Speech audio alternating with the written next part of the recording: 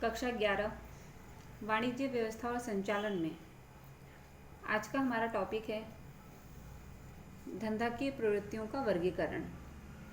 तो जो धंधा की प्रवृत्तियां हैं उनको 3 भागों में बांटा जाता है, व्यापार, वाणिज्य और उद्योग। तो एक एक करके इन तीनों के बारे में जानकारी प्राप्त करेंगे।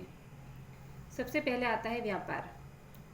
तो व्यापार का अर्थ लिखा गया है कि लाभ के उद्देश्य से दो व्यक्तियों के मध्य वस्तु या सेवा के बदले में वस्तु या सेवा का अथवा धन के बदले में वस्तु या सेवा का विनिमय अर्थात व्यापार।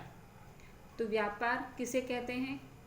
तो लाभ के उद्देश्य से यानी कि लाभ प्राप्त हो उस उद्देश्य से दो व्यक्तियों के बीच में, दो व्यक्तियों के मध्य यानी कि दो व्यक्तियों के बीच में वस्तु या सेवा के बदले में वस्तु या सेवा मिलती हो, कि अगर एक वस्तु दें दूसरी वस्तु मिलती हो या सेवा प्राप्त होती हो, या फिर वस्तु या सेवा के बदले में धन मिलता हो या धन के बदले में वस्तु या सेवा मिलती हो, तो उसको ऐसे विनिमय को, ऐसे लेन देन को व्यापार कहा जाता है। उदाहरण लिखा है कि आप दुकानदार के पास से पुस्तक खरीदते हैं, अर्थात पुस्तक की खरीदी के सामने धन भुगतान करते हैं, अर्थात वस्तु के बदले में धन का विनिमय हुआ। ये एक उदाहरण दिया है कि हम किसी दुकान वाले के पास से पुस्तक खरीदेंगे और उस पुस्तक के बदले में दुकानदार को धन देंगे, पैसे देंगे, यानी कि हमने धन के बदले में वस्तु प्राप्त की है। सेवा का उदाहरण दिया है कि आप बस की टिकट खरीद करके बस में सफ़र करते हैं, तो बस हमारी हो गई है ऐसा नहीं है, लेकिन बस की सेवा हमने प्राप्त की और उसके बदले में धन का भुगतान किया है, तो उसे भी व्यापार कहा जाता है। तो यहाँ दो आपके उदाहरण दिए हैं, एक वस्तु का और एक सेवा का। उसके बाद व्यापार का लक्षण दिया गया है। तो व्यापार आर्थिक प्रवृत्ति है, यानी कि लाभ के उद्देश्य से की जाने वाली प्रवृत्ति है। व्यापार में दो पक्षकार होते हैं, क्रेता और विक्रेता। कि व्यापार में दो व्यक्ति, हमने अर्थ में देखा था कि दो व्यक्तियों के मध्य व्यापार होता है, तो एक क्रेता होगा, एक खरीदने वाला होगा, और दूसरा विक्रेता यानी कि दूसरा बेचने वाला होगा। व्यापार के लिए विनिमय अनिवार्य है, यानी कि व्यापार कब अस्तित्व में आएगा, कब होगा? जब विनिमय होगा, यानी कि लेन देन होगा। व्यापार से वस्तु या सेवा की मालिकी का परिवर्तन होता है। कि व्यापार में हम धन दे करके, पैसे दे करके सामने वाले की जो वस्तु है उसे खरीदते हैं, यानी कि फिर वो वस्तु हमारी हो जाती है, यानी कि मालिकी का परिवर्तन हो जाता है। वस्तु के बदले में धन या वस्तु से भुगतान होता है। व्यापार सतत चलने वाली प्रवृत्ति है, यानी कि लगातार चलने वाली प्रवृत्ति है, निरंतर चलने वाली प्रवृत्ति है। जैसा हमने धंधा में उसके लक्षण में देखा था, निरंतर प्रवृत्ति, यानी कि वो लगातार चलती रहती, क्रय विक्रय लगातार होता रहता है। वस्तु या सेवा का मूल्य धन में निश्चित होता है, कि जो भी वस्तु या सेवा हमको प्राप्त करनी है उसकी कितनी कीमत चुकानी है वो निश्चित ही होता है। व्यापार कानूनन होने वाली प्रवृत्ति है, कि व्यापार में जो भी वस्तु की लेन देन या सेवा की लेन देन होती है वो कानूनी रूप से होनी चाहिए, कानून के अंतर्गत होनी चाहिए। वो वस्तु गैर कानूनी या वो सेवा गैर कानूनी नहीं होनी चाहिए। तो ये आपके 8 पॉइंट लिखे थे व्यापार के लक्षण में। उसके बाद व्यापार का प्रकार दिया गया है। मुख्य 2 प्रकार हैं, आंतरिक व्यापार, अंतर्राष्ट्रीय व्यापार।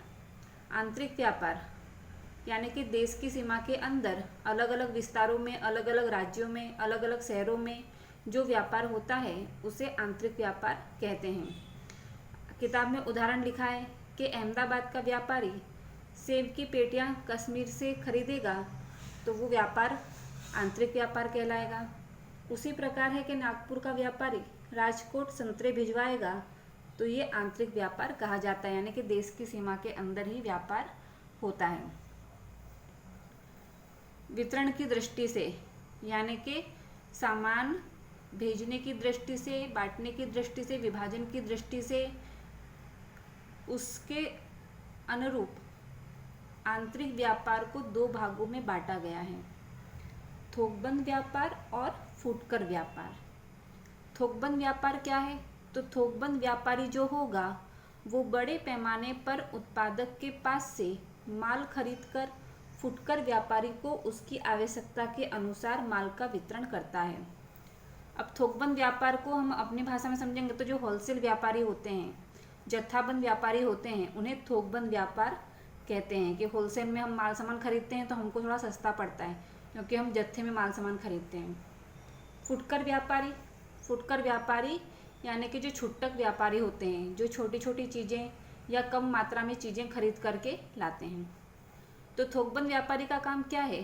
तो जो भी वस्तु बनाता है, उत्पादन करता है, उस उत्पादक के पास से बहुत बड़े जत्थे में माल सामान खरीद करके थोकबंद व्यापारी अपने पास रखता है और उस माल सामान को फुटकर व्यापारियों को उनकी आवश्यकता के अनुसार देता है या बेचता है। फुटकर व्यापारियों को जितना माल सामान चाहिए वो थोकबंद व्यापारी के पास से खरीदते हैं। तो ये थोकबंद व्यापारी हैं जो माल के जो उत्पादक हैं और फुटकर व्यापारी के बीच कड़ी के समान काम करते हैं। यानी कि जो उत्पादक हैं, जो माल सामान बनाते हैं, उन्हें फुटकर व्यापारियों को मिलने की आवश्यकता नहीं रहती है और फुटकर व्यापारियों को इन उत्पादकों से मिलने की आवश्यकता नहीं रहती है क्योंकि ये थोकबंद व्यापारी हैं जो उत्पादक के पास से माल सामान खरीद लेते हैं और उसे फुटकर व्यापारियों को बेचते हैं। तो इन दोनों के बीच में कड़ी कौन आता है? थोकबंद व्यापारी। और उसी प्रकार फुटकर व्यापारी क्या करते हैं? वो थोकबंद व्यापारी के पास से फुटकर व्यापारी माल खरीदता है और वो ग्राहकों को उनकी आवश्यकता के अनुसार माल सामान बेचता है। कि जो छोटी छोटी दुकान वाले होते हैं वो फुटकर व्यापारी होते हैं, तो वो माल सामान खरीदते हैं और ग्राहकों को उनकी आवश्यकता के अनुसार माल सामान पहुंचाते हैं। उसके बाद दूसरा आता है अंतर्राष्ट्रीय व्यापार।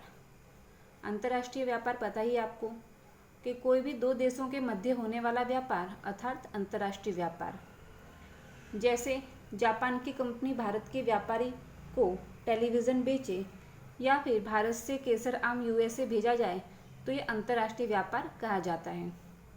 अंतर्राष्ट्रीय व्यापार में किसका समावेश होता है? आयात व्यापार, यानी कि माल सामान बाहर से हम मंगवाते हैं वो। निर्यात व्यापार, भारत का माल सामान बाहर विदेशों में बेचने के लिए, विक्रय के लिए भेजा जाए तो उसे निर्यात कहते हैं।